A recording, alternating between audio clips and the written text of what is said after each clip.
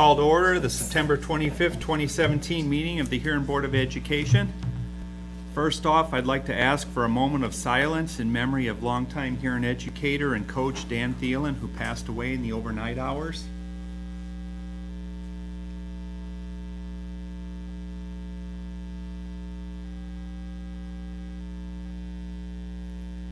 Thank you, everyone. I would ask Mr. Christofferson to make note of the roll call.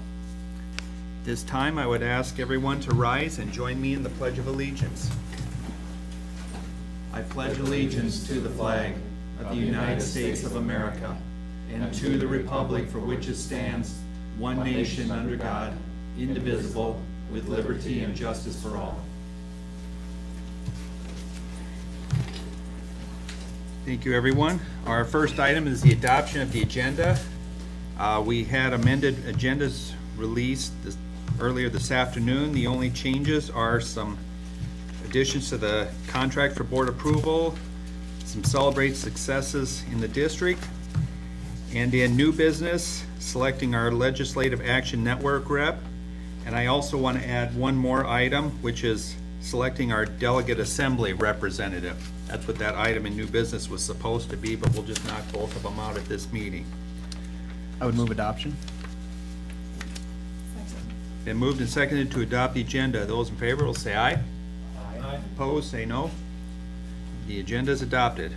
Moving into dates to remember. September 29th is homecoming. There's an early release that day. October 2nd is Huron High School Parent-Teacher Conferences from 5:30 to 8:45. October 4th, early release day. October 9th, Native American Day, no school that day.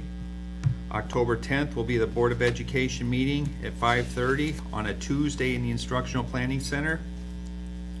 October 23rd, Board of Education meeting 5:30 in the Instructional Planning Center. October 23rd and 24th, Huron Middle School Parent-Teacher Conferences from 3:30 to 6:45. October 26th and 30th, second and third grade parent-teacher conferences from 3:30 to 6:45. And the rest of the dates are on the agenda. Moving into community input for items not on the agenda. Is there anyone present for community input not on the agenda? Seeing no one step forward, we also have no conflict disclosure or consideration of waivers. So we will move into the consent agenda. Superintendent of Schools recommends approval of the following. We have 4 new hires to the district that require board approval to be covered by our workman's compensation plan. We have 6 contracts for board approval. Rodney Middlestat, a revised contract in the amount of $52,093. Linda Peets, a revised contract in the amount of $59,948. Lisa McCarty, revised contract in the amount of $59,958. Jana Cobb, revised contract, $51,429. Alyssa Schwartz and Hannah Glanzer, both substitute teachers at $120 per day. We have no resignations. We have attached list of bills to approve in our board packet. And we have a request to set pricing for new concession items from Carol Tompkins. That is our consent agenda. We can pass it with one motion, or if any board member would like to pull any item out, they may do so. Move to approve the consent agenda. Second. Been moved and seconded to approve the consent agenda. Those in favor will say aye. Aye. Opposed, say no. The motion carries. I'll turn it to our superintendent as he celebrates the successes in our district. Thank you very much, and good evening, everyone. I'm going to go the thank yous and then the congratulations, just out of order for just a second here. Thank you to the Huron High School Student Council members who helped with lunch the first day at kindergarten. Thank you to the Huron Knights of Columbus for the financial donation to the Buchanan School Special Needs students for their Tootsie Roll campaign. Thank you to the Huron Sertoma Club for the $1,500 financial donation to Special Education Department to serve students with speech, language, and hearing needs. Thank you to Lauren and Connie Ross for providing each classroom in Madison with Kleenex and hand sanitizer. Thank you for Huron Regional Medical Center for donating all the Kleenex for the Belief Fest and then delivering them to Madison schools. Along the lines of congratulations to the Huron Middle School and Washington 4-5 Center for raising test scores above the focus status. That is something we'll be talking about tonight in the goals, and is certainly something for us to be exceptionally proud of. The board has had student achievement at the top of their board goals for the last at least 5 years. And after a long journey, I just wanted to share with you that more so than just getting a letter that we're off of focus status and warning you that there will be another letter coming next week because the rules haven't changed, Mrs. Nelson went to great lengths to find out from the department what does this mean in the long term. And if we believe that if we can continue to move the direction the scores are, that this is a monumental shift, because we have moved up the ladder enough that that I don't think this is a temporary deal. I think that we are off of the focus status for grades 4 through 8, and so certainly want to congratulate those that are watching this on television or the internet, as well as the people here. So that's a huge accomplishment, and I'd ask you to join me. Follow up to that, for people who do not know this, the board members, you all know this, but sometimes it helps to walk the community through this. Our 9 through 12 is not discussed in the terms of focus status or not focus status, because you need to be a title school in order to be on or off of that list. And so that's a different set of criteria as far as where they're at. And our K3, we are currently communicating with the Department of Education on that right now it might be statistically impossible for us to move off of that list unless we can agree with them on a third data point. That the 2 data points that we have does not include a measurement in kindergarten or whatever as to where were they at, so that we can show growth. We've been able to show growth, and the other is substantial to where that is how we've gotten off of focus status. So we're in communication with how do we level the playing field so that our K3 can move forward with how to get off of this. The principals are here, and Sherry's here. Have I described that correct enough? So that's the discussion going on right now, is we do not have a growth measurement component in the K3 rules right now, and so we're working toward that. But this is a big day for Washington 4-5 and the Huron Middle School, and congratulations to everyone involved. Congratulations to the Huron cheer team for earning first place in the cheer competition held at Huron Arena last week. Congratulations to Caleb Adderman. Caleb's a junior at Huron High School and has been selected to be on a high school unified Special Olympics basketball team that will attend the 2018 USA Special Olympic Games in Seattle, Washington in July. Caleb will meet up with other Special Olympic athletes and unified players from across the state of South Dakota and form Team South Dakota, and they'll compete for a week at a national level. So congratulations, Caleb, on representing the Tigers in the South Dakota Special Olympics. Congratulations to Amanda Katzenberger, Huron Special Olympic coach, for being selected as assistant coach for the high school unified basketball team that will be attending the 2018 USA Special Olympics. And then the last thing I want to do for congratulations is present a declaration to Mr. Roger Lecker. I'm going to go to the podium.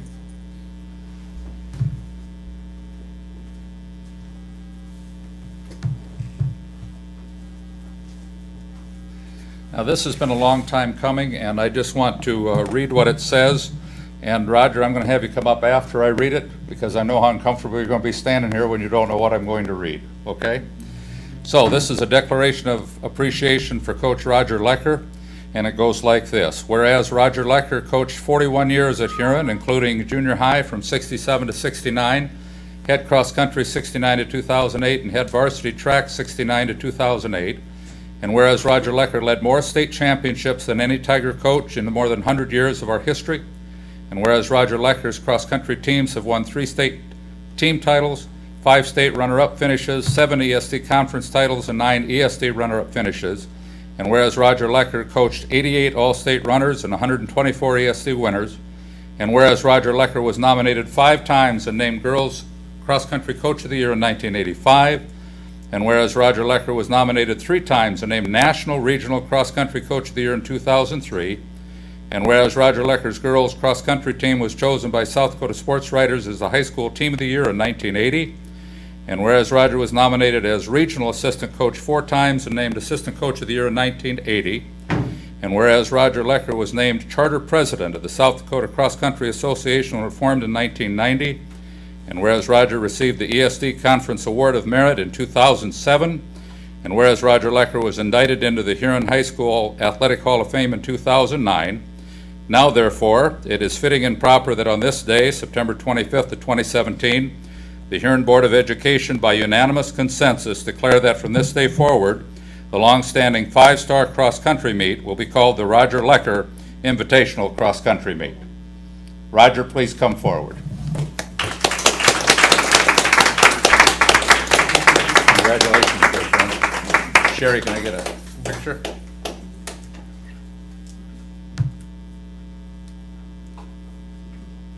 And since we did tell you what it was about, if you're comfortable speaking, you're more than welcome to speak. But you are very, very deserving, sir. I just want to say thank you. Thanks, Roger.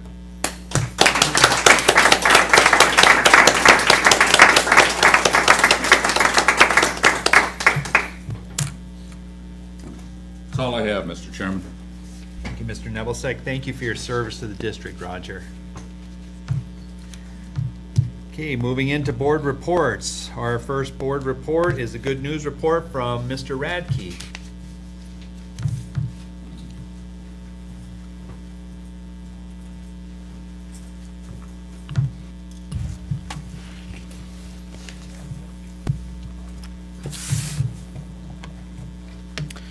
Good evening. Lots of good things to report from Huron High School. Visiting with the faculty, we just decided we'd focus on the back-to-school things, changes we've made, give you some idea of what the beginning of the school year looks like for HHS. We start with freshman night. We had great attendance. 164 of 181 freshmen attended. We had 2 presentations this year. It's the first time we did 2. Typically for an hour, the kids can come, get their picture taken, put money in their account. Their parents can sign up for the online stuff. They can meet with us, get a chance to visit, and then we meet with them for about an hour, and I go through how high school is different from middle school, what to adjust, who do you go to for help.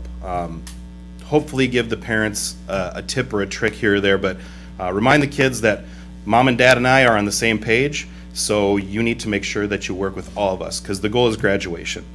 This year, we added a second presentation that I gave specifically with translators. So Mrs. Konieczny and I presented the same information, and then we had a group of Spanish-speaking individuals over here and Korean-speaking individuals over here, so we would say it, and then they would translate it. We cut it down considerably, but it was all the same information because we finished both presentations about 45 minutes. The second event is freshman orientation. The past several years, we've used a company out of Minnesota called Youth Frontiers, and their presentation was a lot about self-esteem and making sure we look out for each other.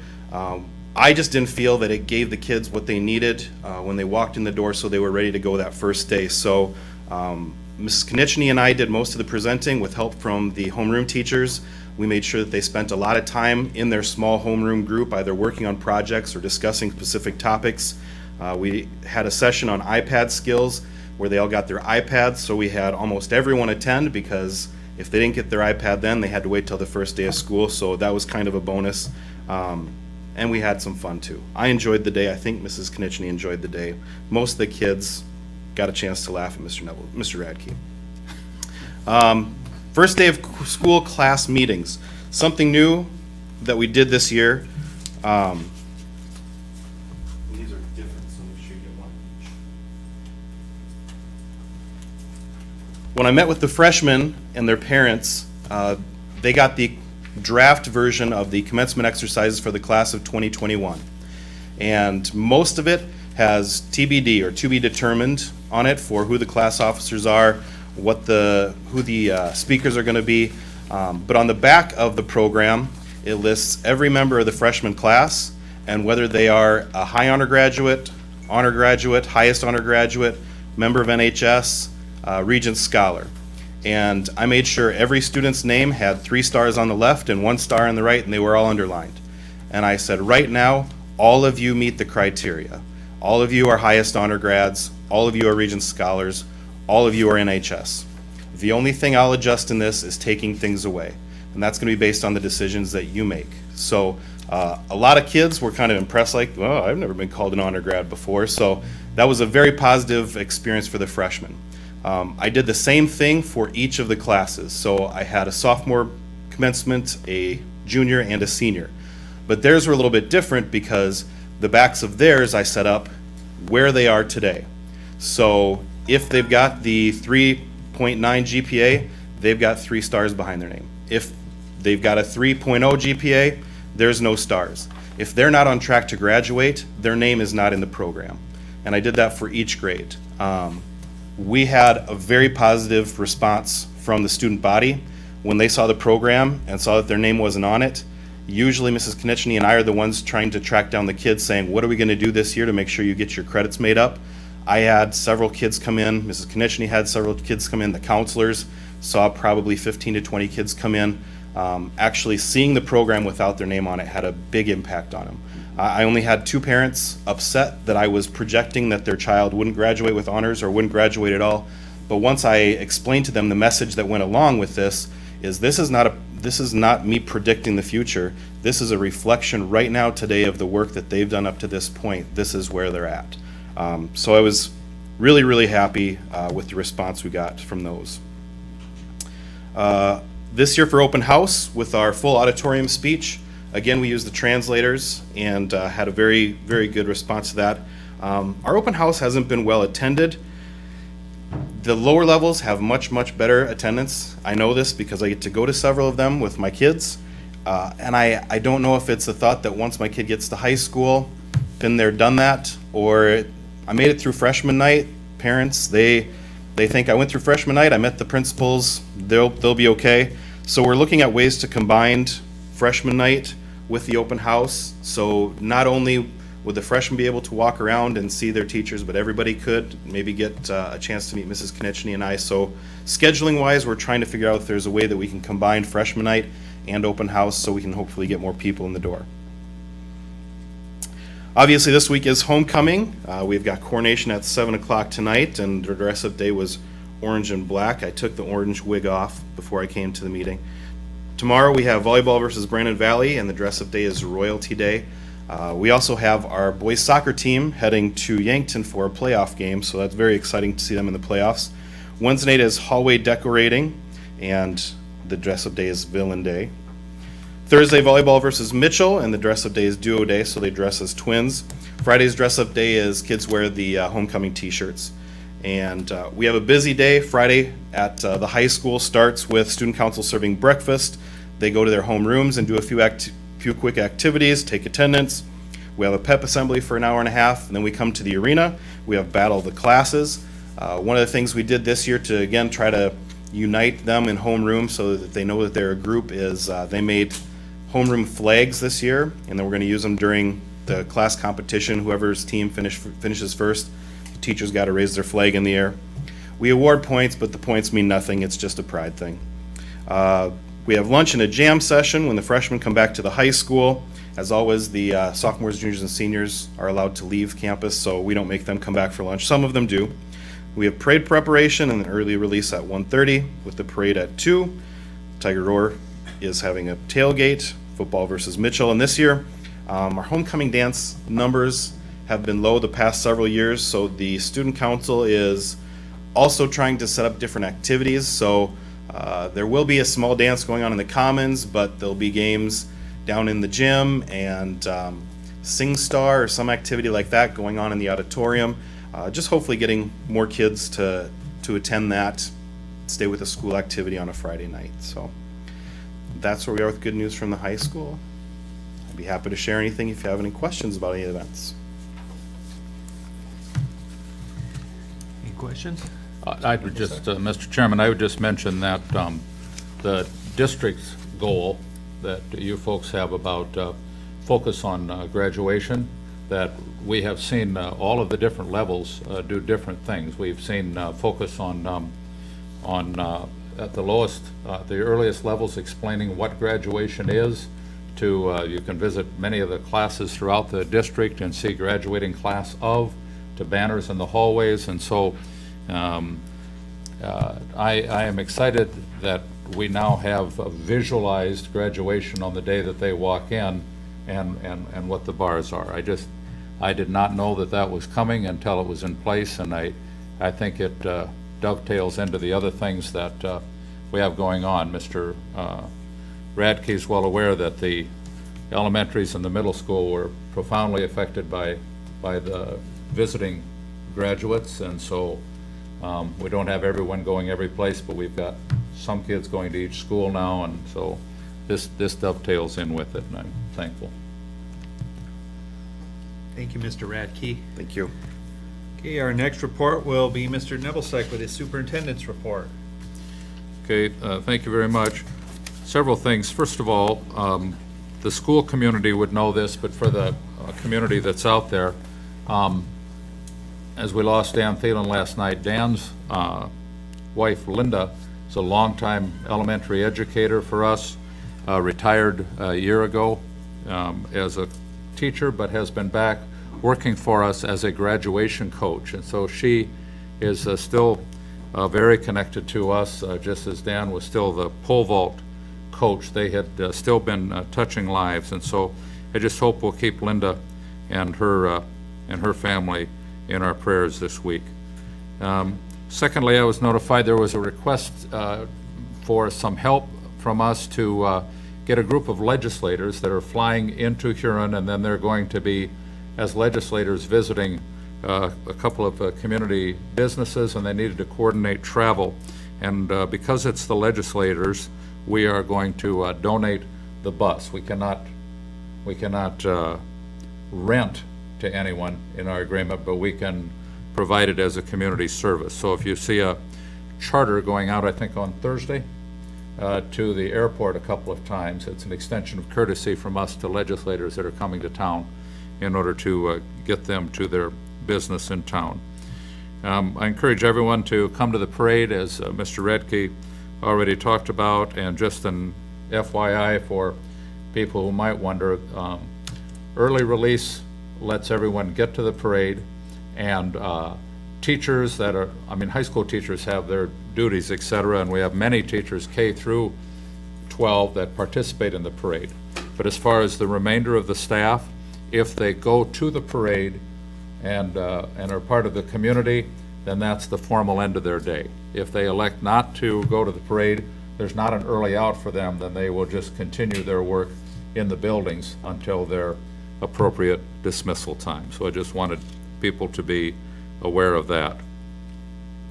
We've had some more facility improvement, which I just wanted to make you aware of. As you, for those that may be going out to the high school tonight, we now have the sidewalk in that goes along the edge of the east side of the high school campus. And there hasn't been a sidewalk to connect to the community sidewalks during the sports project construction, because the old sidewalk was on the other side of the old tennis court. So if you go by there now, you'll see that for our students, patrons, et cetera, there is a sidewalk that connects 16th and McDonald now all the way to the high school, and it's very well done, and I thank Rex and coordinating all of that and getting that in place. That's kind of one of the finishing touches to the sports improvement project that you folks had going on. And then finally, I wanted all of you to be aware that the administrative team is involved in a book study again this year, and the title of the book is Uniting Academic and Behavior Interventions. And what we're really stressing is figuring out what are the current trends, or what is the data-supported ways to intervene with students so that they succeed in the classroom. And when we talk academic behavior, we're not talking about running in the hallways, we're not talking about inappropriate language, we're talking about what are the behaviors that successful students engage in that causes them to have success in schools. And how can we predict that? And how can we intervene and redirect kids? And so we're into the second chapter with the book study tomorrow morning, and I just wanted you to know that's what your leadership team was doing. That's the end of my report. Thank you, Mr. Nebelsack. Are there any questions for Mr. Nebelsack? Okay, we have no old business to take care of tonight, and moving into new business, we have 2 items there. Our first item is to select a legislative action network for the upcoming legislative session. For the benefit of Shelley and Craig, this is a person that acts as kind of a liaison between the board and our legislative delegation. Periodically during session, Associated School Boards will send out alerts for things they feel are important that we should contact our legislators about. And I have done this for 7 of my 8 years, and I also used it as a forum to bring to the board's attention bills or items of interest that the legislature is dealing with.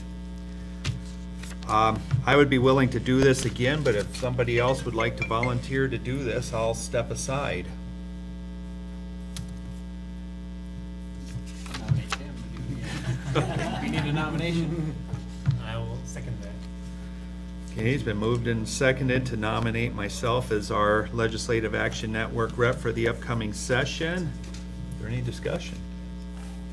Seeing none, we will vote. We're voting on naming myself as a Legislative Action Network rep for the upcoming session. Those in favor will say aye. Aye. Those opposed say no. Okay, I'll strive to keep you informed again.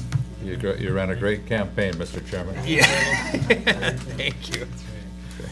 Okay, our final item of new business is to appoint our delegate assembly rep for the delegate assembly that takes place on November 17th.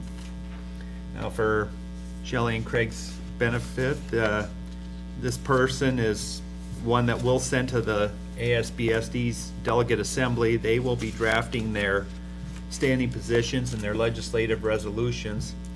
And this board will go through those and take a stand on these and send our representative to delegate assembly to carry our point of view.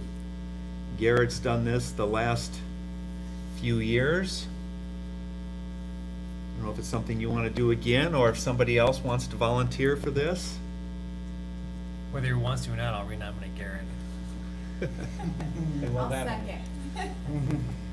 Okay, it's been moved and seconded to nominate Garrett as our delegate assembly rep. Anything to say, Garrett? I like going, and I think they appreciate having me there, because I'm on top of the motion. You are. You do a good job. Okay, those in favor of nominating Garrett as our delegate assembly rep, say aye. Aye. Those opposed, say no. Congratulations, Garrett, going to delegate assembly again. Is there anybody that would like to volunteer to be an alternate, just in case? Okay, And nomination? may as well make it formal. You want to nominate Shelley? Second. And moved and seconded to nominate Shelley as our alternate for delegate assembly. Any discussion? Seeing none, we will vote. Those in favor of nominating Shelley as our alternate will say aye. Aye. Opposed, say no. All right, Shelley, you never know, my first year on the board, I was the alternate and wound up going. And if you wanna go anyway, I don't think they'll stop you from, if you No, I wanna see don't what it think is. so. It's a bunch of people get together, talk about statewide Everything. school issues, and we'll go through a long list later on, so. You'll, if you're interested in that, I'm sure Garrett will show you what happens. Okay, that completes this portion of our agenda. We'll take just a very short recess, and then we're going to move into our goal-setting session with the administrative team. And then we will have one executive session after that, where no action will be taken. So at this time, I am going to call us into recess.